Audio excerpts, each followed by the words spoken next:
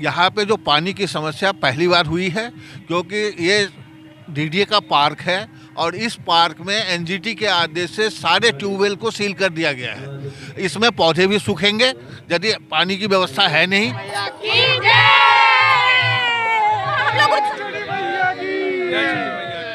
नमस्कार, मैं हूं करुणा गोस्वामी और आप हैं मेरे साथ न्यूज़ विद करुणा जी पर।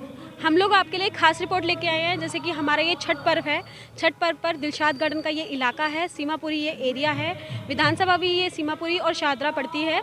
तो हम लोगों से जानते हैं, लोगों से पूछते हैं, लोगों के विचार जानते हैं ये छठ मैया की क्या खासियत है। और पहले तो आपको छठ के पर्व की बहुत बहुत मुबारक। एक बार आपका इंट्रोडक्शन चाहूँगी और मैं आपको पहले ही बता दूँ, इंट्रोडक्शन से पहले ये पूरी एक टीम है जो कि यहाँ पे पूरा का पूरा जो फंक्शन का अरेंजमेंट है वो यही टीम करती है यहाँ पे। तो हम लोग इनसे जानते हैं कि ये टीम कैसे अपने मतलब उठती है, कितने बजे, कैसे अरेंजमेंट करती है, और 2 साल जो पीछे गए इन्होंने उसमें कैसे कैसे इन लोगों ने अपने घर पे छठ मनाई, क्योंकि ये सब लोग उसी समाज से आते हैं जहाँ पे छठ मनाई जाती है। तो आइए अब हम इनसे खुद ही जानते हैं। मेरा नाम डॉक्टर हरेंद्र है। मैं पूर्वांचल मित्र समाज का अध्यक्ष हूँ। विगत 22 वर्षों से हम लोग इस जगह छठ घाट पर छठ पूजा मना रहे हैं। हमारे साथ में हमारे दाहिनी ओर जीएन झा जी हैं, हमारे समाज के संरक्षक हैं। उसके बाद श्री कामेश्वर गुप्ता जी हैं, हमारे वरिष्ठ उपाध्यक्ष हैं। श्री उमा शंकर जी हैं, हमारे वरिष्ठ सदस्य हैं। संतोष जी हैं, ये हमारे साथ बहुत बड़ी कार्यकारिणी मेंबर हैं।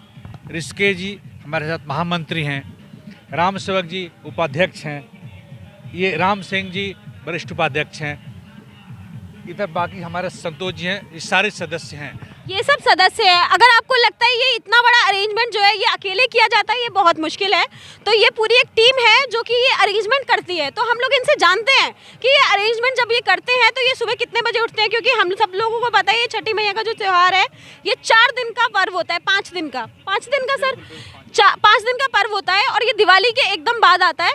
तो अब हम इनसे आगे जानते हैं कि ये लोग कितने बजे उठते हैं, ये सारे अरेंजमेंट्स कैसे होते हैं, क्योंकि ये सुबह और रात ये दोनों का ही पर्व होता है। और क्या कहा जाता है, इस पर्व को बिल्कुल सफाई से किया जाता है। तो आइए हम वो भी जानते हैं कि यहाँ पे सफाई का अरेंजमेंट होता है, बिकॉज ये एक पार्क के अंदर किया गया है। तो ये डिस्ट्रिक्ट यहाँ का एक डियर पार्क है जो कि दिलशाद गार्डन के इलाके में है, सीमापुरी के एरिया में पड़ता है। तो आइए हम आगे जानते हैं इन्हीं से ही कि ये कहाँ पर इन लोगों ने कैसे अरेंजमेंट करवाया, कौन कौन से सरकारी महकमों ने इन लोगों की मदद करी, और इन लोगों ने अपना पर्सनली इनकी जो सोसाइटी है उन लोगों ने ये 22 साल से जैसे इन्होंने बताया कि मना रहे हैं। तो आइए इनसे ही जानते हैं कि कैसे कैसे कर रहे हैं ये आपने जो बताया, ये छठ पूजा सूर्य की उपासना होती है। और हमारे सनातन धर्म में, हमारे भारतीय संस्कृति, हिंदू संस्कृति जो है, सबसे पहले हम वरिष्ठों की पूजा करते हैं। आपने देखा होगा कि लोग कहते हैं कि आप लोग पहले डूबते हुए सूर्य को क्यों करते हैं। सबसे पहले डूबते हुए सूर्य की उपासना करते हैं, क्योंकि जो आज अस्त हो रहा वही तो कल का सुबह था। और उगते हुए सूर्य की उपासना करते हैं। ये एक संदेश है समाज का कि वरिष्ठों की किस तरह सेवा करनी चाहिए। वो वरिष्ठ ही हमारे कल के लिए युवा होते हैं। दूसरी नंबर बात कि ये सामूहिक रूप से मनाया जाने वाला त्यौहार है। इंडिविजुअल मजबूरी मनाई जाती है, नहीं तो सामूहिक रूप से मनाया जाता है। और स्वच्छता, पवित्रता का और प्रकृति की पूजा होती है इसमें। प्रकृति में आप देखते होंगे इसमें जो भी इस उपासना के चढ़ाया जाता है, इसकी हल्दी, ये नारियल, गन्ना, ये आंवला, ऐसे ये सारी जो इस सीजन में होने वाली सारी वस्तुएं जितनी होती हैं उनकी पूजा होती है, उन्हीं से उपासना की जाती है। और 3 दिन तक बिल्कुल निखंड रहा जाता है इसमें। अब इसकी व्यवस्था की बात करते हैं कि यहाँ सारे लोग इकट्ठा होकर हमने इस घाट की जो सफाई की व्यवस्था करती है। हम यहाँ 5 बजे लोग आ जाते हैं, 5 बजे, और अपना श्रमदान करते, एक एक झाड़ू लगाकर खुरच करके मिट्टी सफाई करते हैं। पहले आपने देखा वो कितनी गंदगी होगी यहाँ। गंदगी नगर निगम में हमें मदद किया, सफाई किया। उसके बाद हमारे समाज के कार्यकर्ता राम सेवक जी के देखरेख में पूरी तन मन से एकदम खुशी से एक एक करके मिट्टी साफ किया। साफ करने के बाद उसके पानी से पहले धुलाई हुई, धुलाई होकर फिर उसके पानी को बाहर निकाल दिया। पानी निकालने के बाद फिर हमने पानी भरते हैं इसमें। पानी भर करके 1 क्विंटल फिटिकरी, ये अपना कार्यकर्ता दिनेश एक मजदूर है, वो हर साल वो फिटिकरी डोनेट करता है। फिटकी डालते हैं, उसके बाद फूल की पंखुड़ी लगाकर, तब ताकि किसी भी व्रती को कोई इन्फेक्शन का चांस कहीं नहीं रहे, कोई स्किन डिजीज नहीं हो। ऐसा नौबत कभी नहीं आई अभी। उसके बाद हम जितने भी कार्यकर्ता हैं घूम घूम कर सारे व्रतियों की सुविधा के ध्यान रखते हैं कि कोई असुविधा ना हो, उनको कोई किसी तरह कोई परेशानी है उनके देखते हैं। कई लोग व्रत में रात में रहते भी यहाँ। अभी इस बार जो दिक्कत आई सबसे बड़ी, एनजीटी ने हमारे समरसीबल को, वही उपेंद्र जी हमारे सदस्य हैं। आइए हम इनसे जानते हैं कि सर की क्या प्रॉब्लम, सर ने जो प्रॉब्लम बताई है। सर थोड़ा सा आप आगे आ जाइएगा। मैं बता, एनजीटी ने हमारी जो समरसीबल जो सील हो गई, तो उसके चलते हमें पानी की बहुत परेशानी आ रही थी। अब हमने पूजा तो करनी है, मैंने आग्रह किया गवर्नमेंट से, चीफ इंजीनियर से, फिर जो लोकल जो जितने भी लीडर उनसे भी आग्रह करके उन्होंने डीएम साहब ने कहा कि आपको पानी टैंकर से दिया जाएगा। टैंकर से पानी की सुविधा दी, तब हमें पूजा कर पा रहे हैं। अभी भी रात में भी टैंकर आएगा, सुबह भी टैंकर आएगा। और इस निस्वार्थ भाव से करने वाले सभी लोग अपने घर से पैसा जेब से भी लगाते हैं, श्रमदान भी करते हैं, और जब पूजा संपन्न होता है तो जो सुख की अनुभूति करते हैं उसका वर्णन हम नहीं कर सकते हैं। और मुझे लगता है कि ये कि पूर्वांचल का केवल ये नहीं है, ये पूरे विश्व की सनातन धर्म की छठ की पूजा है, प्रकृति की पूजा है, और डायरेक्ट सूर्य की पूजा है ये, जो भगवान हमें रोज देखते हैं, उगते हुए भी और डूबते हुए देखते हैं। देखिए इन्होंने बिल्कुल ये सही बात कही। जो हमारे भगवान सूर्य हैं वो हमारे लिए बहुत इंपॉर्टेंट है। हमारी जो हम हर एक चीज़ प्रकृति से ही लेते हैं, तो प्रकृति की जो शुरुआत होती है वो सूरज से ही होती है। सुबह हम उठते हैं तो सूरज को प्रणाम करते हैं, जब हम लोग रात को सोने लगते हैं तो हम सूरज देवता को बोलते हैं अगले दिन आप आना। अगर किसी दिन सूरज ना आए, अगर हम ऐसा कभी इमेजिन भी नहीं कर सकते। तो ये सब भगवान की माया है, भगवान का खेल है, जो हम लोग उसको पूज रहे हैं।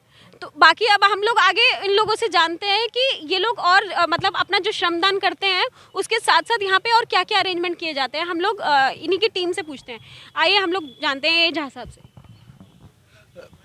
जीएन झा, मैं इस पूर्वांचल मित्र समाज के संरक्षक हूँ। 22 सालों से इस संस्था से जुड़ा हुआ हूँ, और इसके संबंध में ये दिलशाद गार्डन में स्थित है, शाहदरा इलाका दिल्ली पड़ता है।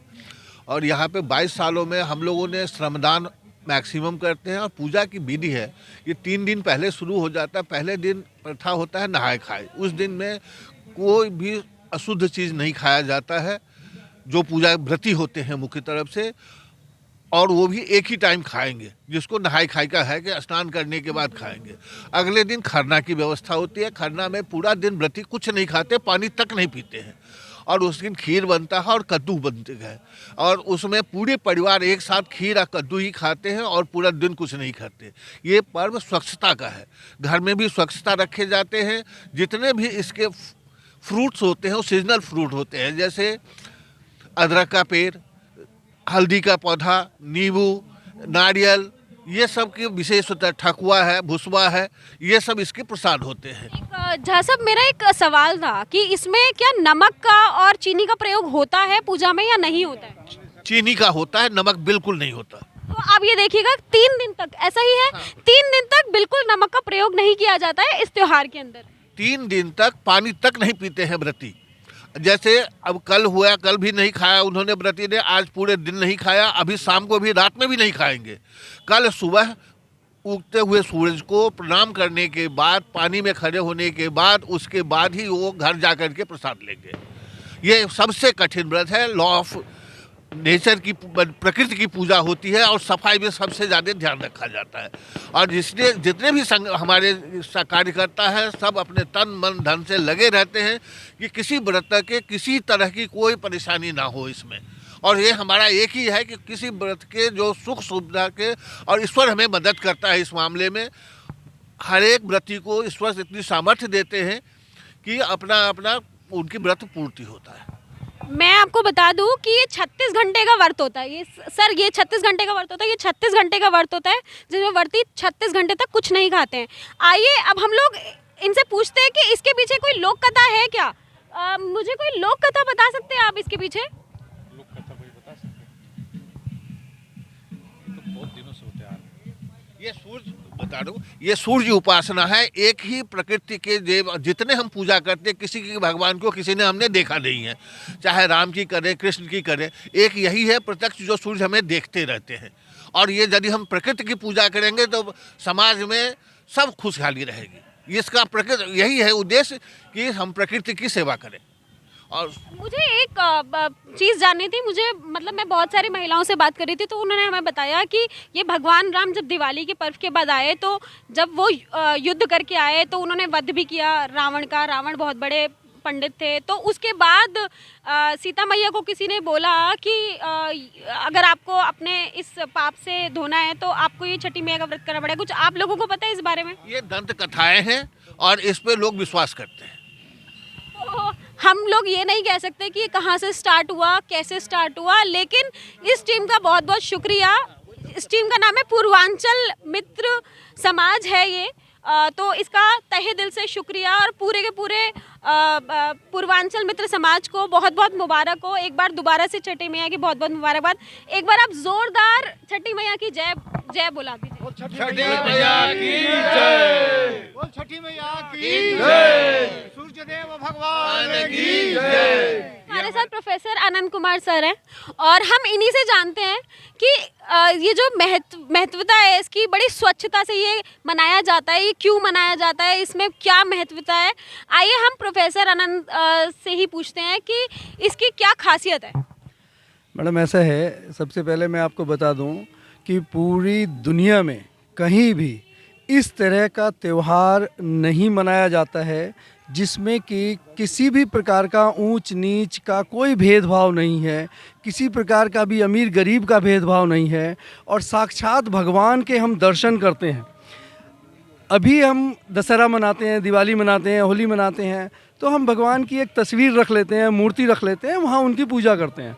यहाँ पे साक्षात भगवान की हम पूजा करते हैं। भगवान हमें दिखते हैं, चलते हुए दिखते हैं। उनका जो है वो अस्ताचल भगवान, अभी सूर्य शाम का अर्घ हम देते हैं और फिर कल सुबह हम उगते हुए सूर्य भगवान को पूजा करेंगे। इसलिए हम करेंगे क्योंकि वह ऊर्जा के स्रोत हैं, वह हमारी तमाम आत्मविश्वास, शक्ति, इन सभी चीज़ों के वो स्रोत के रूप में हम उनकी पूजा करते हैं।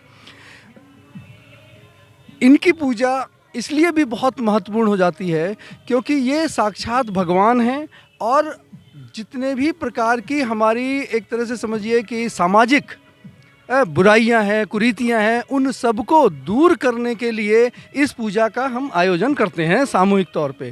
कहीं भी विश्व के तमाम कई देशों में ये पूजा होती है, लेकिन और भी अन्य पूजाएं भी होती हैं, जैसे दुनिया में क्रिसमस मनाते हैं, ईद मनाते हैं, कहीं भी सामूहिकता नहीं होती है। इसकी सबसे बड़ी खासियत इस पूजा की यही है कि एक सामूहिक तौर पे 10,000 20,000 परिवार एक जगह इकट्ठा होते हैं, भगवान सूर्य को अर्घ देते हैं, पूजा करते हैं। मैं एक चीज़ सर की बात के साथ जोड़ना चाहूँगी। ये 36 घंटे का जो फास्ट होता है, ये 36 घंटे का फास्ट होता है। तो उसके आगे मैं सर से पूछना चाहूँगी, ये जो 36 घंटे का फास्ट होता है इसके बारे में थोड़ा सा बता दें।